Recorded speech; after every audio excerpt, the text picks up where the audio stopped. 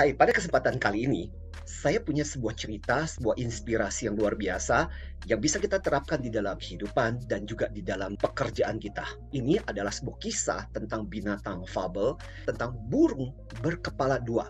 Kepala yang di atas digambarkan sedang memakan buah-buah yang ranum, sementara kepala yang di bawah sedang dalam kondisi lunglai. Bahkan reliefnya ada di dalam kompleks Candi Borobudur, yakni di Candi Mendut. Nah, burung yang namanya Baranda ini menceritakan tentang sebuah kisah seekor burung di mana kepala yang di atas selalu bisa menikmati makanan yang enak, makanan yang lezat. Sementara kepala yang di bawah hanya bisa menikmati sisa-sisanya saja. Lama-kelamaan kepala yang di bawah kemudian mulai protes kepada kepala yang di atas. Minta dong dibagikan, kenapa kamu begitu enaknya bisa menikmati makanan yang begitu lezat, makanan yang begitu enak, kok saya cuma dapat sisa-sisanya saja. Kepala yang di atas kemudian bilang kepada kepala yang di bawah, lah kan sebenarnya tubuh kita sama.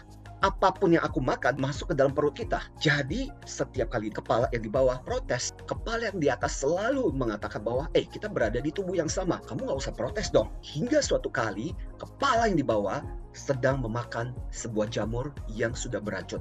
Dan racun tersebut menjalar ke seluruh tubuh dan akhirnya burung Baranda mati. Anda sadar nggak? Di dalam kehidupan, khususnya di dalam masyarakat, kepala yang di atas bisa kita gambarkan kepada masyarakat kelas atas, masyarakat yang lebih kaya, masyarakat yang lebih berada, yang bisa menikmati kehidupan yang enak. Sementara kepala yang di bawah bisa kita gambarkan masyarakat yang ada di bawah, yang hidupnya susah, yang hanya bisa menikmati sisa-sisanya. Cerita tentang Baranda sangat bagus buat pelajaran di dalam masyarakat kita. Di mana cerita ini sebenarnya menggambarkan perlunya sebuah kepedulian. Kita harus sadar bahwa ini adalah sebuah masyarakat yang satu. Ketika di atas cuma menikmati yang enak tanpa peduli yang di bawah, dan ketika di bawah terus-menerus tidak dapat makan dan akhirnya kemudian mulai merasakan penderitaan, ujung-ujungnya seluruh masyarakat itu akhirnya akan mati juga. Bagaimana kalau ini kemudian kita praktekkan di dalam organisasi, di dalam perusahaan, di dalam korporasi?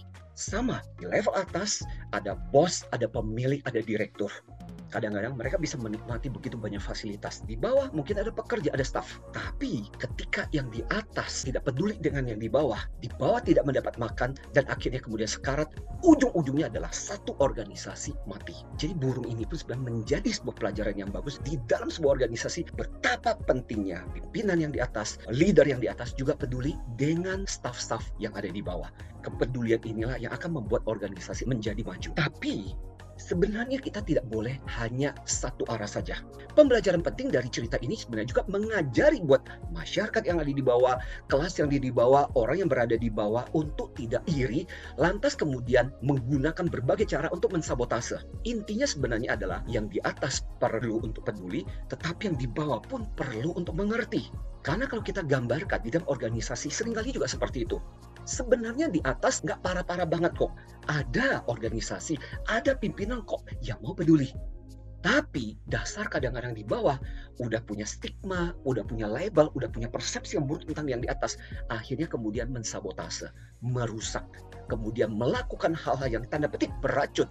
Dan akibatnya apa yang terjadi? Seluruh bagian dari tubuh akan hancur dan mati. Dari saya, Anthony Dio Martin. Salam antusias.